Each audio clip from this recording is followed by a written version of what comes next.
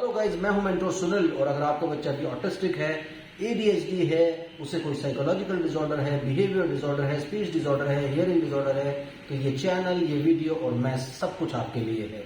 अभी हम लोग लेने वाले हैं किड्स एजुकेशन और फिरदौद आरा के कमेंट को। आप चैनल को सब्सक्राइब कीजिए, लाइक कीजिए, शेयर कीजिए, पूरी दुनिया में फैला दीजिए। मुझसे बात करने के लिए 8166790299 मेरा मोबाइल नंबर है। +91 जरूर लगाएं अगर आप इंडिया के बाहर से कॉल कर रहे हैं। इंडियन कंसल्टेशन 1000, इंडिया के बाहर से कॉल कर रहे हैं 3000 रुपीज अकाउंट ट्रांसफर देकर आपको मेरा अपॉइंटमेंट इजिली मिल जाता है।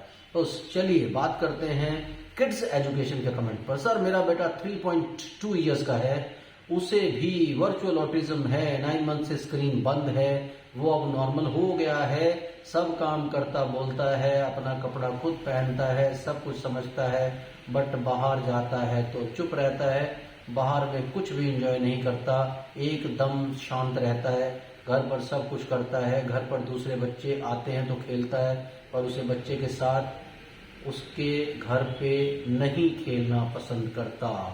Please reply. किड्स एजुकेशन नाम आपका नहीं है, क्योंकि नाम आपका किड्स एजुकेशन फ्लैश हो रहा है, इसी पर ही बात करते हैं। आपका बच्चा 3.2 ईयर्स का हो गया, क्योंकि 9 महीने से आपने एक्शन लेना शुरू कर दिया था, आपके बच्चे ने काफी इंप्रूव कर लिया। लेकिन आप ये ख्याल रखिए कि आपने, मुझे नहीं पता आपने कोई फॉर्मल थेरेपी ली है कि नहीं ली है। मैं हमेशा बोलता हूँ कि गाइडेंस के साथ अगर करेंगे तो आपका सफर बड़ा आसान हो जाएगा। अब आपने 9 महीने काम कर लिया ऑलरेडी, अगर यही 9 महीने आपका गाइडेंस के साथ काम चलता, अगर आप वो सब चीजें आपकी प्रॉपर एक थेरेपिस्ट की गाइडेंस में चलती या किसी मेंटोर की गाइडेंस में चलती तो चीजें बहुत अलग होती।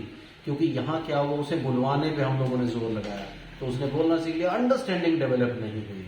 तो अंडरस्टैंडिंग अगर डेवलप होती, सब चीजें डेवलप होती, तो वो सोशलाइज भी करता, उसमें स्पॉन्टेनिटी भी आती, उसमें प्रॉम्प्टनेस भी आती, जो कि चीजें अभी उसके अंदर नहीं है। इसी वजह से वो बाहर जाकर बिल्कुल एंजॉय नहीं करता, उसको आपसे भी सेपरेशन एंजाइटी जरूर होती होगी, तो ये सारी की सारी प्रॉब्लम्स रहती है। इसलिए आप सबको बोलता हूं कि प्रॉपर प्लान लेकर के, गाइडेंस लेकर के आगे बढ़िए, ताकि आपका ये काम, क्योंकि अगर 2.5 साल की उम्र में आपने ये काम शुरू किया था, तो अगर फॉर्मल गाइडेंस के साथ आप चलते तो अब तक बच्चा परफेक्टली नॉर्मल हो जाता है।